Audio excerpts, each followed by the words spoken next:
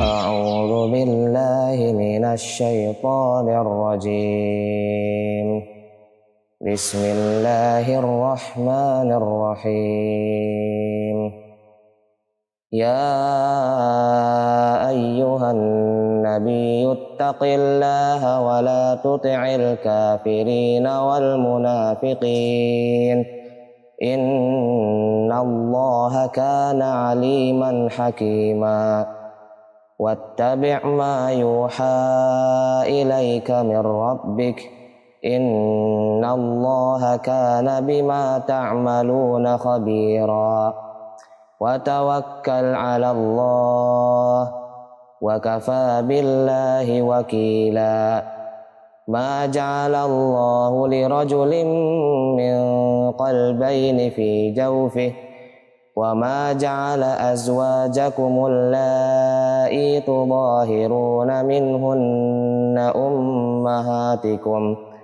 وما جعل أدعياءكم أبناءكم ذلكم قولكم بأفواهكم والله يقول الحق وهو يهدي السبيل إنما المؤمنون الذين إذا ذكر الله وجلت قلوبهم وإذا تليت عليهم آياته زادتهم. Bismillah, assalamualaikum warahmatullahi wabarakatuh. Alhamdulillahilladzi binikmati tatimus sholihat. Wassalatu wassalamu ala nabiyina Muhammad wa ala alihi wa ashabihi wa man tabi'ahum bi ihsan ila yaumil amma ba'd.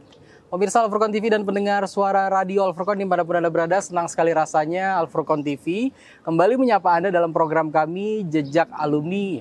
Masya Allah nih, di episode sekarang ini luar biasa, kita spesial banget bisa mengunjungi Mahat Ibnu Majah ya, Ibnu Majah, Masya Allah, bersama dengan mudirnya ialah Ustadz kita, guru kita, Ustadz Syahrul Fatwa LC Hafidhullah Ta'ala. Assalamualaikum warahmatullahi wabarakatuh. Waalaikumsalam warahmatullahi wabarakatuh. Masya Allah. Sampai juga ke sini. Iya Ustadz, kayaknya pertemuan kita nih salah satu jawaban doa dari Allah Ustadz. Dulu Ana di studio kan, semoga kita bisa ketemu lagi Ustadz. Baik, iya. Ya Allah kabulkan doa kita. Baru berapa bulan yang lalu ya?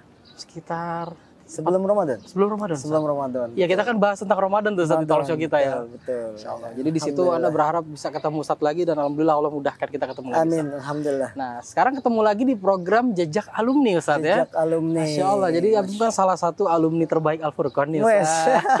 Berlebihan kan? Salah informasi. Insya Allah, insya Allah.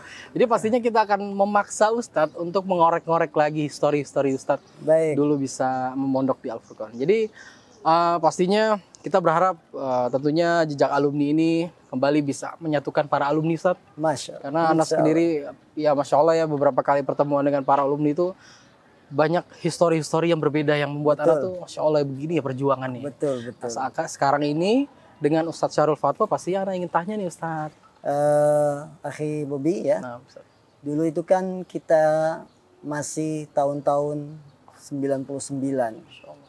Yang saat itu dakwah salaf itu tidak menyebar luas ramai sebagaimana tahun-tahun sekarang. Jadi kita belum bisa tuh membedakan mana yang benar, mana yang salah. Belum bisa membedakan mana sih pondok yang salaf yang bukan salaf. Betul. Kemudian pondok yang lurus sama pondok yang tidak lurus itu kita belum bisa bedain. Jadi kalau bisa dikatakan kenapa saya milih Al Furqon, ya begitu jalan takdirnya.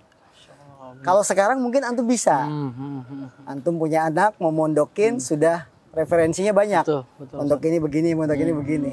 Zaman dulu kita belum punya ilmu tentang itu. Yang penting mondok gitu. Yang penting mondok. Jadi Allah yang nunjukin sendiri ke Al Furqon. Nah. Melalui siapa? Melalui perantara ada seorang santri Al Furqon yang kebetulan qadarullahnya main ke rumah bibinya, yang rumah bibinya itu dekat dengan rumah saya. Rumah saya di Bekasi. Oke. Beliau sholat di masjid, di tempat saya sholat. Memang kalau dari dulu orang tua sudah menanamkan sholat berjamaah di masjid. Karena kita orang perumahan, sholatnya di situ, ada tamu, ya biasalah kita sapa dari mana. Kok kelihatannya orang jauh gitu kan. Bukan orang sini, bukan orang Jakarta. Orang Jakarta kan kelihatan nih. Bobi walaupun tinggal di Jakarta, di Jawa kelihatannya ke orang Jakarta. Ya, jadi kita bertanya dari mana Kemudian aktivitas apa? Mondok. Oh mondok. Apa itu mondok? Dijelasin sama dia. Mungkin dari situlah hidayahnya.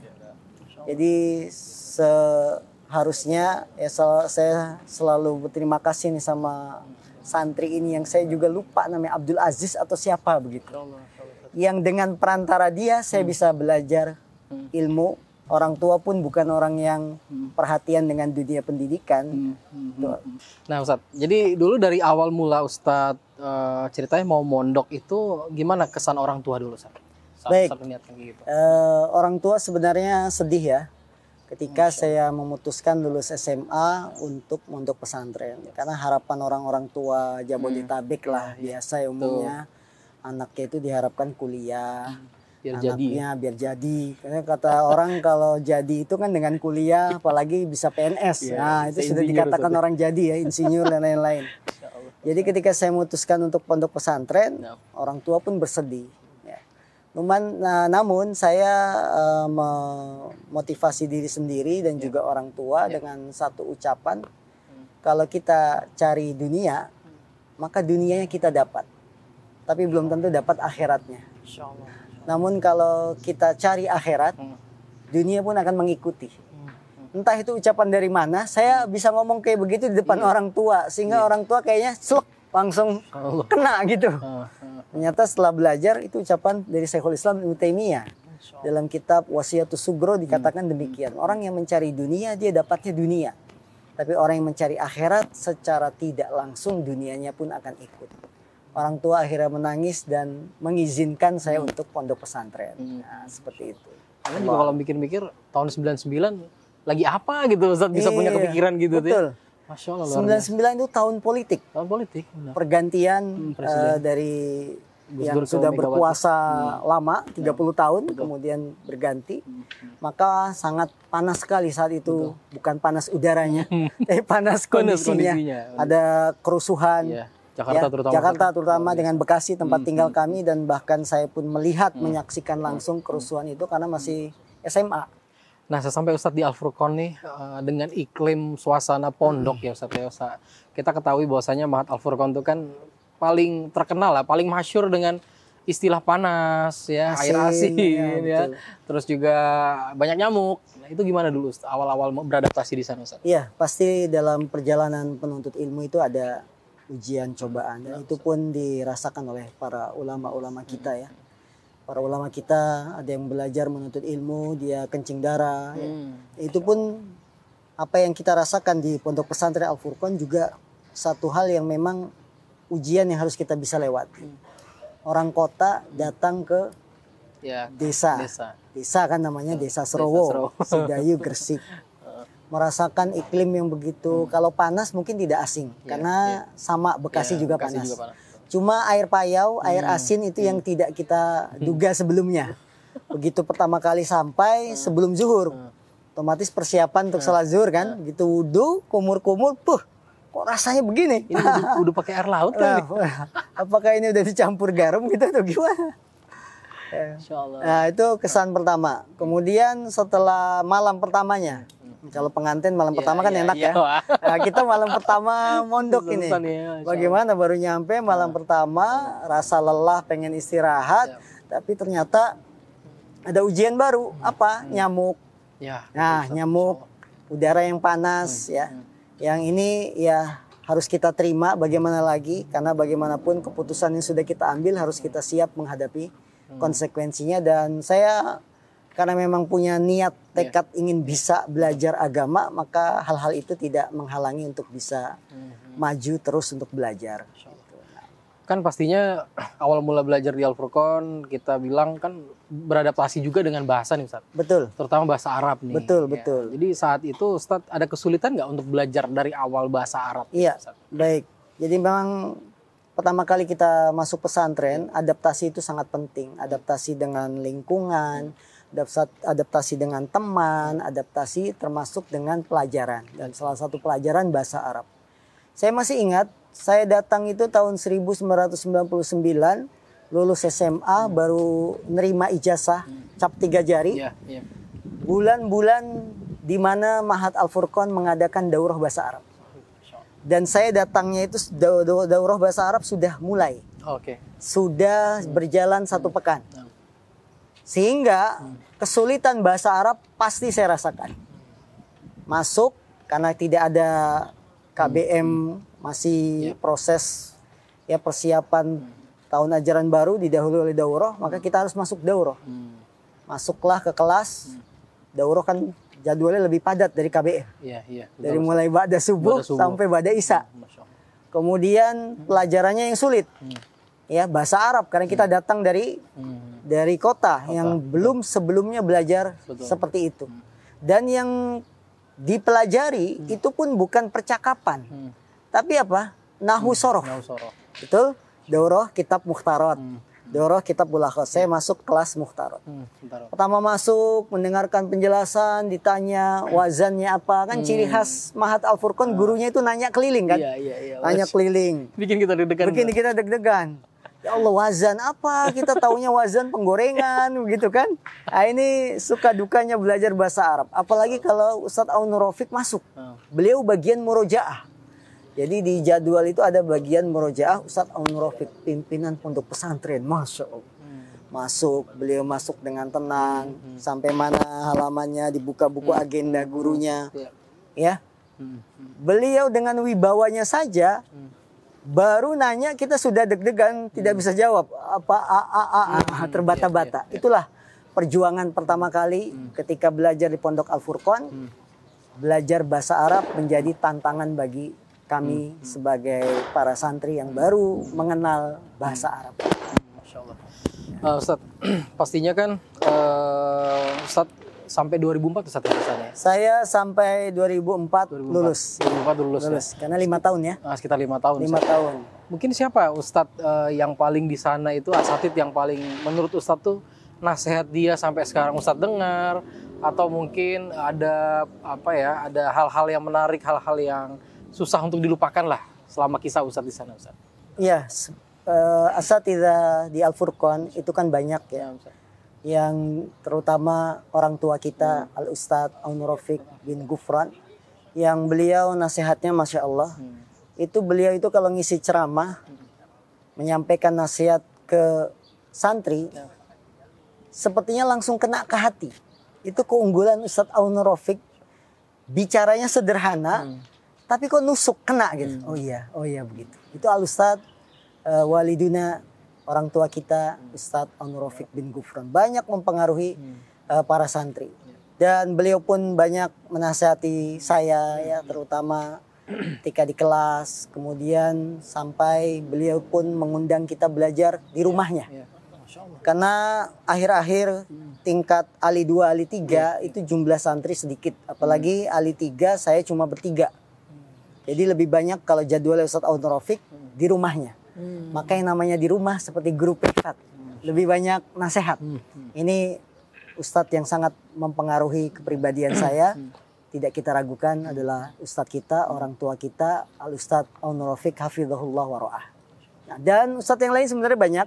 Ya, di sana ada Ustadz Abdurrahim yang sekarang memegang pondok pesantren Ukhuwah di Sukoharjo. Ya betul. Kemudian juga ada ustadz-ustadz yang lain yang memiliki andil besar sehingga kami mengambil ilmu dari mereka. Pernah kena hukuman nggak di Al-Furqan sana? Hukuman, alhamdulillah ya. Saya termasuk yang lurus-lurus saja gitu ya. Termasuk yang lurus-lurus saja. Jadi hukuman itu kalau dihukum lari atau apa, alhamdulillah ya tidak pernah. Nah, terus awal mula kan kita tahu Ustadz kan sudah bersahabat lama dengan Ustadz Abu Ubaidah. Baik, iya. Ceritain Ustadz dulu awal mula Ustadz kenal dengan beliau sampai Ustadz ketemu di markas di Saudi sana, Ustadz, gimana Ustadz? Baik, sahabat kami Ustadz Abu Ubaidah Yusuf bin Mukhtar, beliau itu kakak kelas saya 2 tingkat. Kakak kelas saya 2 tingkat. Dan waktu perkenalan pertama, karena saya masih takhasus 1, beliau berarti sudah Ali 1. Oh iya. Ya kan, betul, karena 2 tingkat. Betul, takhasus 1, Ali 1. Saya lihat semangatnya belajar, kemudian semangatnya dalam menulis, kemudian ke perpustakaan, ya dicatat. Ya ini menarik hati saya. Tapi saat itu belum dekat, karena beliau masih kakak kelas ya. Kakak kelas. Justru ketika pertama saya mondok pesantren, saya belajar dengan Ustadz Abdullah Roy. Masya Allah. Ustadz Abdullah Roy, belum akrab dengan Ustadz Abu Ubaidah. Masya Allah. Ya, Ustadz Abdullah Roy setiap malam ba'da Isya saya minta baca kitab kepada beliau. Saya harokati dulu, ya semampu saya satu halaman, kemudian saya datang ke beliau, tolong simak bacaan saya, benar atau tidak. Masya Allah. Itu dari bacaan dulu. Dari bacaan aja, nahu sorofnya saya praktekkan. Nah, gitu. Ternyata ya namanya santri baru masuk ya. Modal semangat ada, tapi ilmunya belum ada. Banyak salah, dikoreksi, terjemahannya salah. Tapi tidak membuat saya putus asa. Orang lain main, saya buka kamus, cari kosakatanya, cocok tidak dengan terjemahan. Saya pikir ini mubtada atau khobar, ini fa'il atau bukan. Itu saya berpikir, saya terapkan. Begitu terus setiap malam dengan Ustadz Abdullah Roy. Perkenalan pertama dengan Ustadz Abu Ubaidah yang saya sudah kenal dari dia sering mondar-mandir ke Al-Furqan, karena beliau itu termasuk yang tinggalnya tidak sering di asrama, karena kan beliau penduduk asli Srowo, jadi sering pulang pergi, ya, sering pulang pergi. Perkenalan justru tambah dekat itu ketika saya sudah kelas Ali, Ali 2 dan Al-Furqan, berarti beliau itu sudah baru lulus ya. Pengabdian.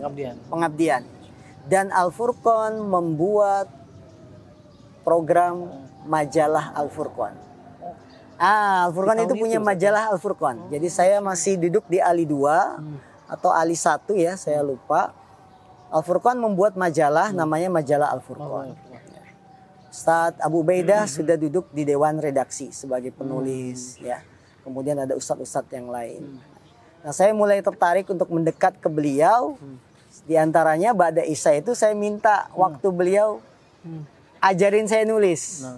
Diajarkanlah sama beliau cara menulis, dibawa saya ke perpustakaan. Waktu itu perpustakaannya di atas masjid yang sekarang digunakan Masjid Akhwat di depan Ustadz Rafiq. Ya, di situ ada masjid, tingkat atas itu khusus perpustakaan dan kantor majalah Al-Furqan. Di sanalah semakin dekat saya minta diajarkan bahas, apa itu bahas, cara menulis. Beliau ngajarkan ya ini. Jadi saya bisa menulis itu diantaranya faktornya dari Ustadz Abu Ubaidah. Dari sanalah lebih dekat. Kemudian karena beliau sudah mengajar kan, sudah masa pengabdian, saya masih Ali 2 dan saya diizinkan tinggal di perpustakaan. Tinggal di perpustakaan, jadi tambah dekat lagi, dan Abu Ubaidah pun tinggal di situ. Karena beliau diberi amanah untuk menjaga perpustakaan. Maka saya dikenalkan kitab, dikenalkan cara menulis. Karena melihat potensi, akhirnya saya diberikan tugas, kamu mengasuh rubrik adab di majalah Al-Furqan. Apa mengasuh itu berarti, Ustaz? Mengasuh itu berarti memberikan redaksi menulis artikel seputar adab-adab Islam. Yang pengampu rubrik adab di majalah Al-Furqan adalah kamu.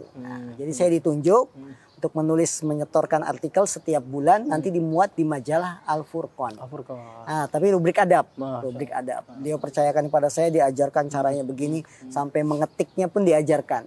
Ngetik keyboard bahasa Arab, mengharokati dan lain-lain itu melalui Ustadz Abu Ubaidah. Dari sanalah persahabatan ini semakin dekat, dan ketika masa pengabdian beliau 2 tahun selesai, beliau melanjutkan belajar ke Saudi Arabia. Nah, disitulah saya pun pengen untuk belajar ke sana. Nah, itu perkenalan awalnya dengan Ustadz Abu Ubaidah. Oh gitu. Berarti Ustadz waktu itu Ustadz ke markas Syekh Utsaimin, Ustadz juga ke sana juga gitu? Iya, jadi beliau sudah berangkat duluan dengan putranya Ustadz Aun Rafiq, Ustadz Aun Sofi. Setelah beliau 2 tahun, saya ingin belajar di sana. Saya cari channel, dan di sana itu bukan hanya Ustadz Abu Ubaidah, ada Ustadz Abdul Malik. Nah, bagian Daksos Al-Furqan ya.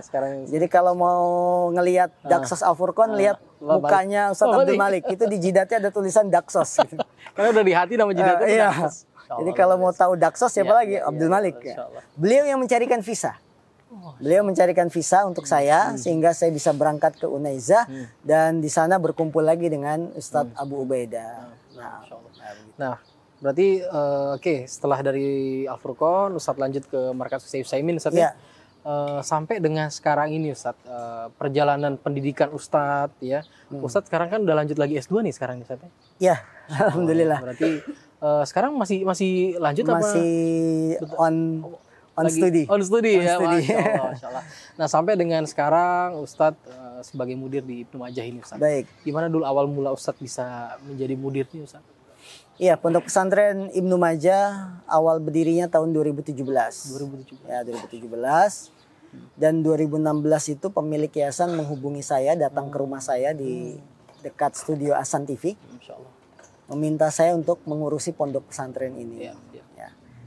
Kemudian saya survei, tidak langsung mengiyakan. Ya. Saya lihat dulu lokasinya bagaimana. Kemudian apa sih maksud tujuan yayasan ini, karena saya juga harus berhati-hati kan.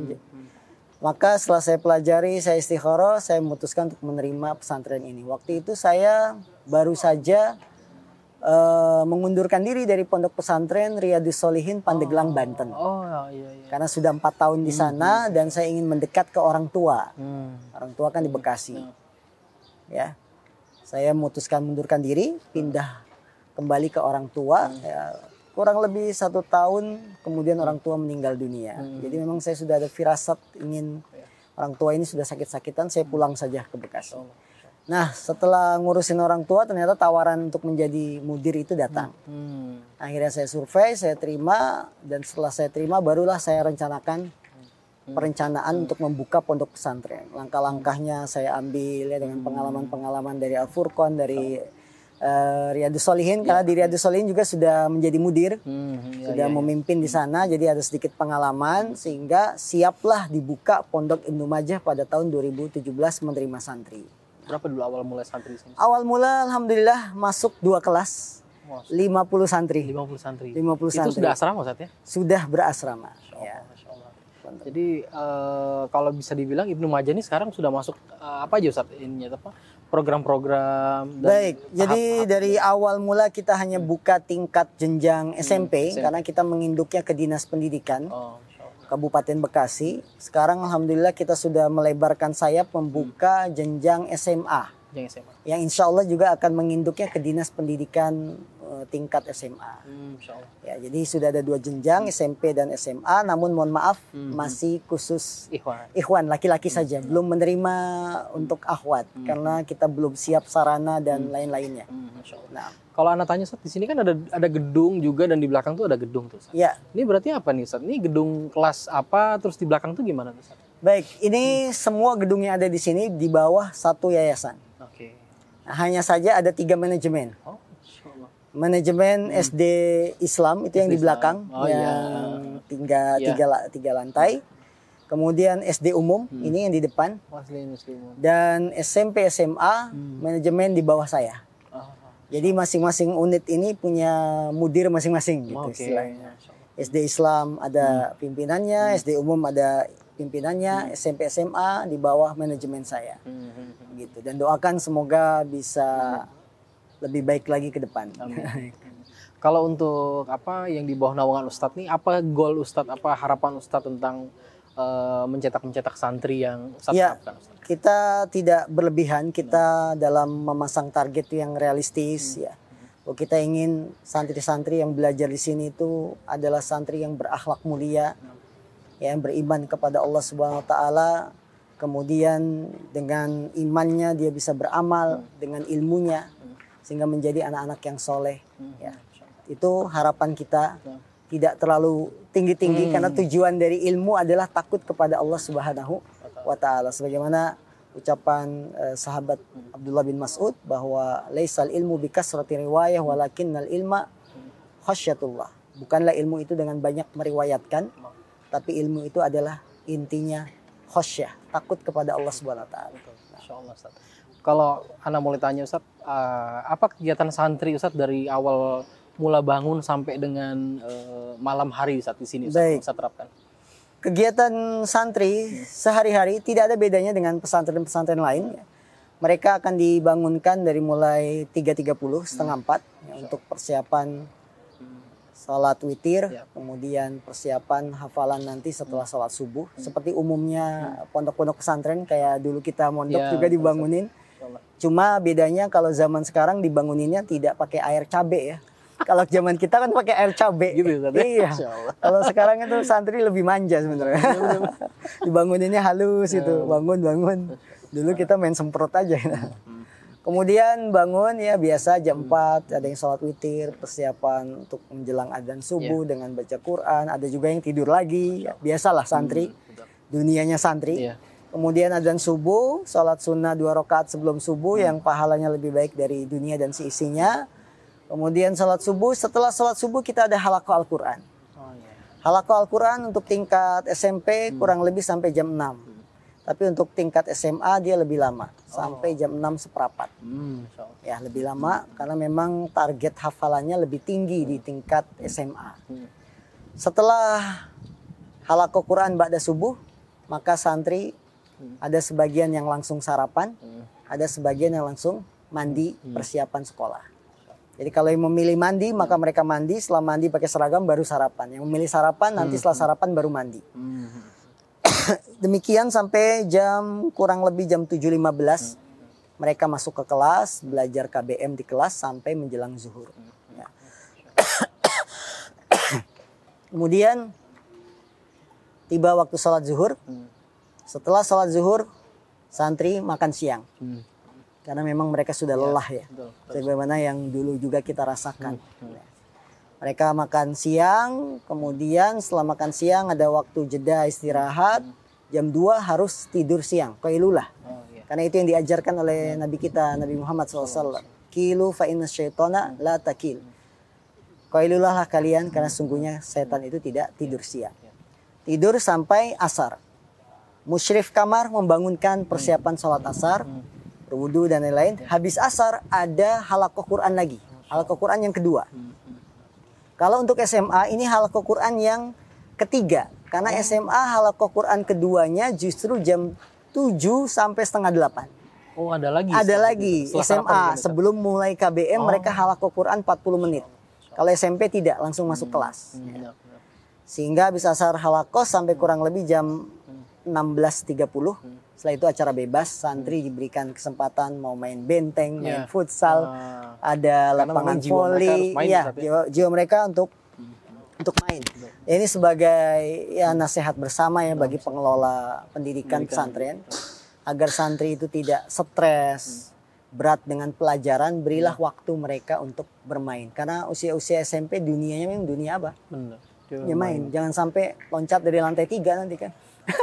Karena nggak ada waktu main. Belajar terus kata dia. Iya kan belajar terus. Walaupun bukan libur resmi, kasih waktu. Ya. Dan kita berikan dari 4:30 sampai kalau maghribnya jam 6, setengah 6 itu paling lambat. Kemudian setelah itu persiapan sholat maghrib, mandi dan lain-lain. Habis maghrib halaqah Quran lagi. SMP, SMA sama. Sampai Isya. Dan habis Isya makan malam. Setelah makan malam mereka kembali ke asrama belajar mandiri atau belajar bersama ustadz kamarnya. Apa yang dipelajari? Mempersiapkan pelajaran besok, barangkali ada tugas, ada PR, dibimbing oleh ustadz di asrama. Kurang lebih jam 8 ya mulai belajar mandiri, jam 9 atau setengah 10 ada pemberian mufrodat. Mufrodat itu apa? Kosakata. Kosakata sehari-hari. Diberikan oleh ustadz kamarnya.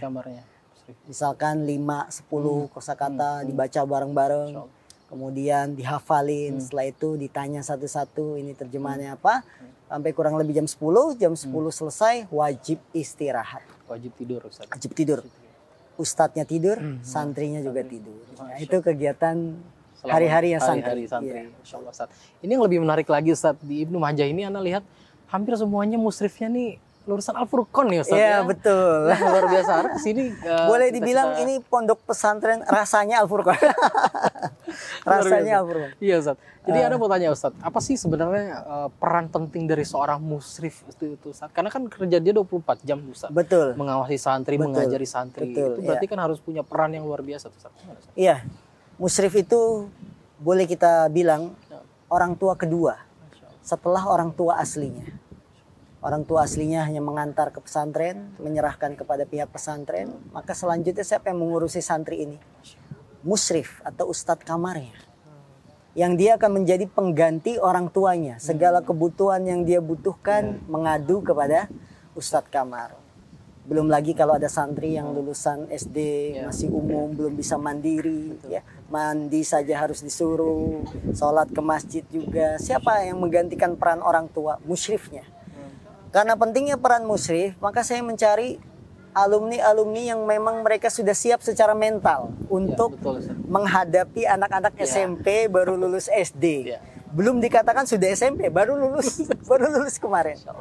Maka karena kami punya kedekatan psikologis, ya, kedekatan emosional dengan Al-Furqan, saya cari musyrifnya dari Al-Furqan. Alhamdulillah kurang lebih ada 10 lulusan Al-Furqan yang mengabdi, bukan mengabdi ya, saya rekrut untuk menjadi musyrif kamar di Pondok Pesantren Ibnu Majah. Nah, ada target-target khusus atau program-program khusus musyrif, Ustaz, yang bisa targetkan ke mereka? Untuk musyrif sebelum mereka bergabung, maka akan wawancara dengan saya. Dan saya itu sudah punya buku panduan. Panduan pekerja. Nah, dari mulai wali sakan tugasnya apa, nanti bagian kesehatan apa, bagian tahfidz apa, bagian ini apa, kebersihan apa. Itu saya jadikan satu buku. Ya barangkali nanti bisa berbagi kebaikan tentang buku ini. Boleh, jadi semua yang bergabung dengan Ibnu Majah dia harus mempelajari ini. KPI-nya lah Ustaz ya. Key perform indicator. Wah, bagaimana untuk bisa bekerja. Dan ini bukunya kita daurahkan dalam raker namanya. Rapat kerja sebelum memulai tahun ajaran baru. Luar biasa ini, insyaallah. Jadi kita selesai tahun ajaran baru ditandai dengan pelulusan angkatan, ada acara wisuda lah ya, seperti pelepasan dan lain-lain. Setelah itu kan ada waktu libur tuh. Betul. Pekan 2 pekan buat ustadz, buat santri. Itu kita manfaatkan raker. Ya raker, cari tempat yang enak, yang dingin-dingin supaya pikiran juga terbuka gitu kan. Karena untuk membahas program kerja, nah disitulah kita jelaskan. Makanya musyrif yang baru bergabung kita datang lebih awal supaya bisa ikut raker. Biar dia tahu saya mau ngapain sih, saya kerjanya apa. Nanti jelas semuanya. Dan dalam perjalanan buku panduan inilah yang akan membimbing para musyrif. Bagaimana kalau ada lalai, yang namanya manusia kan tidak lepas dari sifat salah. Kita tegur, panggil ke kantor. Ini bukunya, tolong dibaca. Oh iya poin gini saya salah ya. Akhirnya bisa lurus lagi. Karena biasanya orang itu lebih takut dengan tulisan. Ya, dengan peraturan yang dibuat ya, sehingga para musyrif ini memang peranannya sangat penting dan saya merekrut alumni-alumni Al-Furqan demi kebaikan santri-santri saya nanti di pesantren. Nah, kan itu menurut Anda bagian dari luar biasa Ustaz ya. Ustaz bisa mencari para musyrif itu memang yang siap untuk mendidik anak, karena memang peran musyrif itu bukan hal yang mudah ya Ustaz. Betul. Karena dia yang akan membawai, karena satu musyrif aja bisa membawai sekitar 20 anak misalnya. 20 anak dalam satu kamar. Luar biasa. Dan kami sudah pengalaman sebelum banyaknya musyrif dari Al-Furqan, saya meminta pondok pesantren di sekitar Jabodetabek. Tapi yang diberikan kan lulusan SMA, baru lulus SMA. Dia boleh dikata belum dibilang ustadz lah ya, karena baru lulus. Mereka diutus oleh pesantren sebagai santri pengabdian. Jadi judulnya santri pengabdian, bukan ustadz pengabdian. Benar. Sehingga ketika di kamar membina santri, akhirnya berbaur dengan santri, menularkan perbuatan yang buruk seperti main HP ditunjukkan ke santri karena dia baru lulus SMA. Wajar memang. Akhirnya dari pengalaman-pengalaman inilah tahun ini full tidak ada santri pengabdian dari luar. Kita tidak meminta, tapi kita merekrut yang sudah dewasa, diantaranya alumni-alumni Al-Furqan. Nah, luar biasa. Ini balik lagi ke soal dakwah Ustaz. Anda mau tanya Ustaz. Ustaz kan salah satu seorang dai yang ada di Bekasi, Jakarta dan sekitarnya cukup padat nih jadwal kajian Ustaz ya. Nah, bagaimana Ustaz melihat perkembangan dakwah terutama di kota-kota besar seperti ini Ustaz? Apakah cukup baik secara perkembangan atau memang masih banyak hal-hal yang bagi kita itu ya inilah bagian dari suka duka dakwah sunnah gitu Ustaz? Betul, baik. Namanya dakwah, mengajak orang ke jalan Allah SWT pastilah ada tantangan, ujian, cobaannya. Yang dakwah ini adalah profesi yang mulia yang Allah puji dalam Al-Quran. Waman ahsanu qawlan mimman da'a ilallah wa amila salihan. Siapakah yang paling baik ucapannya daripada orang yang mengajak ke jalan Allah dan dia beramal soleh. Jadi keutamaan sangat besar dan tantangan dakwah di Jabodetabek ini ya, tantangannya sangat banyak sekali dan berkisar pada 2 fitnah. Satu, fitnah syubhat, pemikiran. Yang kedua, fitnah syahwat. Fitnah syubhat, lawan dakwah kita, ini orang-orang pinter. Orang-orang yang tahu sendiri ya. Jabodetabek itu kan pendidikannya tingkatnya tinggi-tinggi. Yang mereka mencapai gelar doktor, S3 dan lain-lain. Maka pemikiran menyimpang itu sangat bertebaran di sekitar sini. Tambah lagi media-medianya canggih-canggih kan. Daerah tidak seperti di daerah pedalaman. Ya. Di sini peperangan media, peperangan pemikiran sangat kencang. Maka dai harus memiliki ilmu yang kuat ketika harus menghadapi pemikiran-pemikiran syubhat dari pemikiran. Ya. Yang kedua, syubhat syahwat. Menjamurnya kajian sampai para ummahat pun kajian. Betul. Malah lebih semangat umat. Lebih semangat ummahat. Luar biasa. Tapi fitnahnya di situ justru ada. Bagaimana seorang ustadz harus menjaga diri tidak terfitnah dengan wanita. Dan ini sampai terjadi. Ya, ustadz terfitnah dengan jamaah wanita sampai melakukan hal-hal yang diharamkan oleh Allah Subhanahu wa taala. Ini kan fitnah. Kemudian fitnah yang lain tidak kalah dahsyatnya, fitnah harta.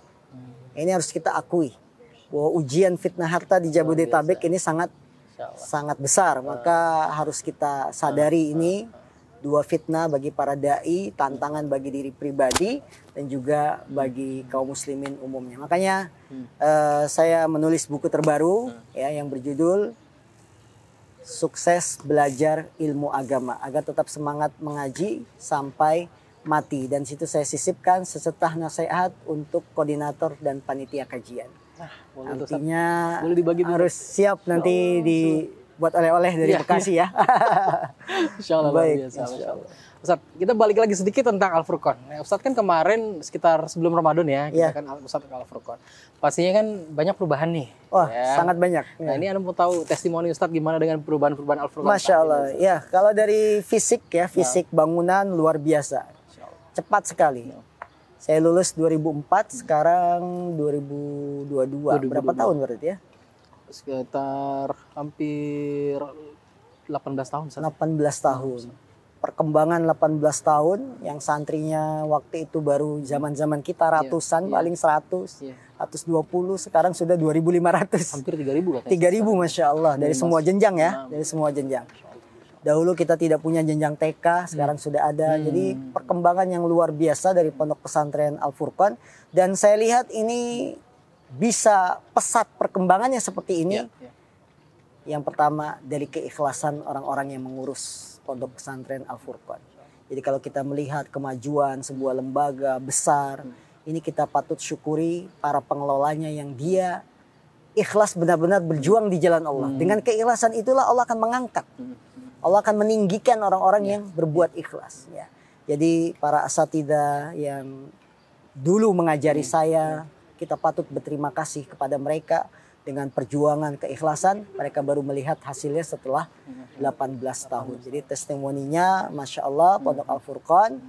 Dari segi bangunan, fasilitas sudah sangat meningkat, santri jumlahnya meningkat, kegiatannya pun semakin banyak. Ya tinggal dijaga bagaimana tingkat keilmuan lulusan Pondok Al-Furqan tetap terjaga sebagaimana lulusan-lulusan tahun yang dahulu. Betul. Ya. Kualitas itu. Kualitasnya, betul. Baik, seperti itu. Singgung sedikit tentang Ahsan TV. Baik. Kan, dengar juga ya Ahsan TV ya.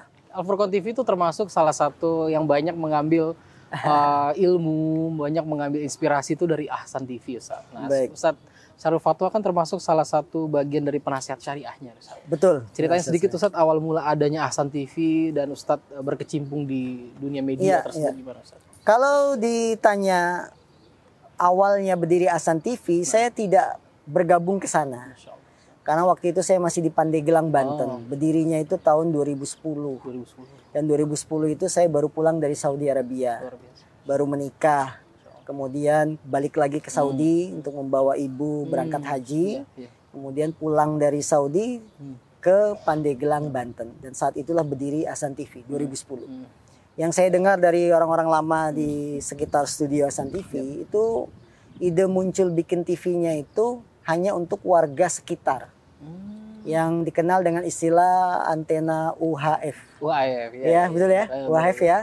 Jadi yang bisa menangkap hanya radius sekian. Iya, radius Nah sekian. itu dengan antena yang mereka punya di rumah, antena TV biasa, tapi bisa menangkap Ahsan TV itu. Dan awalnya munculnya di masjid. Jadi studionya itu di masjid, yang masjid sekarang masih ada, yaitu namanya Masjid Baitul Ma'mur. Baitul Ma'mur. Baitul Ma'mur. Meningkat dari UHF, mulai menjajaki yang lebih radius lebih jauh lagi. sampai Purwakarta. Bukan hanya Cikarang Barat. Jadi sudah menyentuh Cikampek, Purwakarta, lebih jauh. Ya. Dan kita sudah minta izin ke KPID segala macam, mentok di KPID, tidak sampai KPI pusat. Ya, karena izinnya baru sampai KPID. Itu awalnya. Dan meningkat 2000 berapa saya lupa, sudah naik satelit. Memang saya dari 2011 itu sudah sering mengisi di Ahsan TV karena saya punya jadwal menjenguk ibu dari Pandeglang ke Bekasi. Dan teman-teman Ahsan TV tahu jadwal saya pulang sehingga ditarik. Biasanya kan TV-TV suka narik ya. Nah, ngisi tapi hanya sekedar mengisi pulang. Ketika mengundurkan diri 2015 dari Pandeglang, barulah saya menetap dekat studio Ahsan TV. Disitulah diangkat menjadi pembina syariah atau penasehat syariah di Ahsan TV, tapi tidak masuk struktur yayasan. Nah, saya lebih memilih independen. Sampai sekarang pun yayasan sekolah di sekitar Ahsan TV itu banyak. Diminta jadi pembina saya bilang tidak. Kalau jadi penasehat silakan, ya, biar tidak berantem. Itu sejarah singkatnya sehingga sampai Ahsan TV ini mengudara lewat satelit. Karena sampai sekarang satelit itu belum ada regulasi dan belum ada perizinan seperti harus mengurus ke KPI dan lain-lain, tidak ada. Sehingga bisa mengudara dan alhamdulillah sampai hari ini masih berjalan. Jadi kalau dilihat Ahsan TV muncul 2010, dia TV pertama. Belum ada TV-TV yang lain. Seperti itu sejarahnya. Baik. Oke, kalau pengen ngobrol jauh tuh pengen banget ngobrol lama sama Ustaz. Insyaallah. Di lain waktu insyaallah ya. Seperti transfer ilmu Ustaz. Insyaallah. Terakhir aja Ustaz, Ana minta nasihat Ustaz terkait dengan sekarang kan dunia santri, alhamdulillah sudah banyak fasilitas yang mendukung Ustaz ya. Iya. Jadi mungkin fasilitasnya itu berbeda dengan fasilitas zaman Ustaz dulu mondok. Betul. Ya. Sekarang alhamdulillah fasilitas sudah sangat mendukung. Tapi kan bagi mereka itu merupakan bagian dari tantangan. Gitu kan. Betul. Nah, gimana nasihat Ustadz agar mereka itu tetap menjadikan challenge, tantangan ini tuh menjadi hal yang baik untuk diri mereka untuk tetap menjadi santri yang baik Ustadz? Ya, memang tantangan setiap zaman itu berbeda-beda ya. Generasi saya dulu tidak seperti generasi penuntut ilmu zaman sekarang. Dengan lengkapnya fasilitas ya. Sekarang air minum pun sudah air mineral ya. Air mineral dulu kita dari air telaga dimasak ya. Kemudian dari sisi bangunan pun terbatas. Kelas kita di masjid, tidur kita di masjid. Sekarang kan santri tidurnya semua dengan kasur. Bahkan awal-awal saya pesantren tidak ada kasur. Ya, ceritanya itu ada Syekh, saya kenal namanya, Syekh Jum'ah datang. Ustaz Aun Rafiq yang kenal, memperkenalkan, dibawa keliling ke asrama. Melihat santri tidur di atas lantai, di kelas, di atas meja. Maka Syekh terenyuh dan akhirnya membelikan kasur untuk seluruh santri. Masya Allah, berbahagianya kita dapat kasur saat itu. Tapi di saat itulah ujian datang. Ketika pertama kali kasur kita gunakan, semuanya telat sholat subuhnya. Disitulah fasilitas itu ternyata ujian. Jadi kenikmatan kalau tidak mendekatkan diri kepada Allah itu bukan kenikmatan, justru ujian. Ya. Karena itu Syekhul Islam Ibnu Taimiyah kan mengatakan sebuah ucapan yang sangat emas. Ketika kenikmatan itu tidak bisa mendekatkan diri kita kepada Allah, maka ketahuilah itu adalah ujian dari kita. Kita lebih tahan untuk menderita, sabar dengan ujian, tapi kita banyak tidak tahan ketika dikasih ujian berupa kenikmatan. Nah, fasilitas yang lengkap sekarang di pondok pesantren, ya lapangan bagus dan segala macam. Ini kan challenge, tantangan tersendiri. Kalau nikmat ini tidak kita gunakan benar-benar untuk belajar sungguh-sungguh, berarti ujian ini. Ya, maka pesan kami kepada para santri yang masuk pondok pesantren, luruskan niat. Tanamkan dalam diri, untuk apa saya belajar. panggilan siapa saya belajar? Apa karena Allah, karena Rasul, ataukah karena paksaan orang tua? Jadi kalau panggilannya Allah dan Rasul, kita belajar karena Allah, sebagus-bagus fasilitas tidak akan mempengaruhi. Kita akan belajar lurus. Ya. Dan perlu dipahami bahwa dunia pesantren itu pasti banyak masalah, itu pasti ada, ujian itu pasti ada.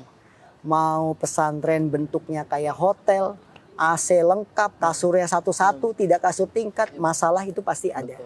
Ya tinggal bagaimana kita memperbaiki masalah ini, ujian-ujian ini bisa kita lewati sehingga kita sukses belajar ilmu agama. Nanti bukunya dikasih.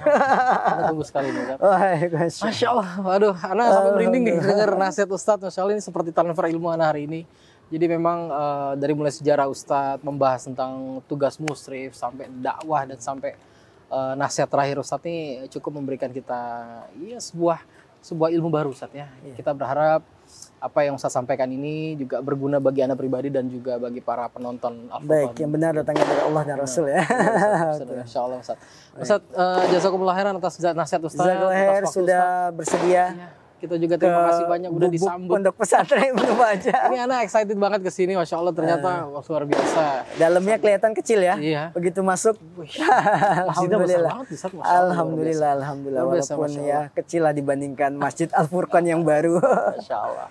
Iya. Baik Ustadz, barakallahu fikum atas waktunya. Terima kasih banyak dan juga kepada musrif-musrif yang ada di sini yang tadi tuh kita disambut oleh mereka tuh luar biasa. Ya, karena nuansa Al-Furqan tuh udah terasa banget. Betul. Sampai supirnya bisa tidurnya di sini katanya. Betul. Yang pertama dingin tuh Pak Yanto dulu. Betul. Baik Ustadz, baik, jazakallahu khairan, kita tunggu lagi di Al-Furqan Ustadz. Insyaallah. Semoga ada waktu untuk semoga diberikan waktu kesempatan untuk berkunjung ke sana lagi. Amin. Hati-hati di jalan. Siap. Salam buat para asatidzah yang ada di Pondok Al-Furqan, terutama orang tua kita Ustaz Al-Rafiq bin Gufran, hafizahullah. Nah, barakallahu fikum. Waalaikumsalam barakallah juga. Nah, bagi para pemirsa Al-Furqan TV dan pendengar suara Radio Al-Furqan yang mana berada, demikian ya episode Jejak Alumni kali ini di Pondok Pesantren Ibnu Majah bersama Ustadz kita, guru kita Syahrul Fatwa, hafizahullah taala. Ini Masya Allah nih. Jadi transfer ilmu beliau nih cukup singkat namun cukup padat bagi Ana nih. Jadi Ana harap program kita pada sore hari ini sangat-sangat bermanfaat bagi kita semua. Terutama bagi Ana ini yang sangat minim ilmu tentang dunia pondok pesantren. Semoga nanti buku yang Ustadz berikan Ustadz. Insyaallah. Itu bisa berguna sekali untuk kita semua. Baik, barakallahu fikum, kita tutup dengan doa kafaratul majelis. Subhanakallahumma wa bihamdika asyhadu alla ilaha illa anta astaghfiruka wa atubu ilaik. Assalamualaikum warahmatullahi wabarakatuh. Waalaikumsalam. سيقول السفهاء من الناس ما ولاهم عن قبلتهم التي كانوا عليها قل لله المشرق والمغرب يهدي من يشاء إلى صراط مستقيم وكذلك جعلناكم أمة وسطا لتكونوا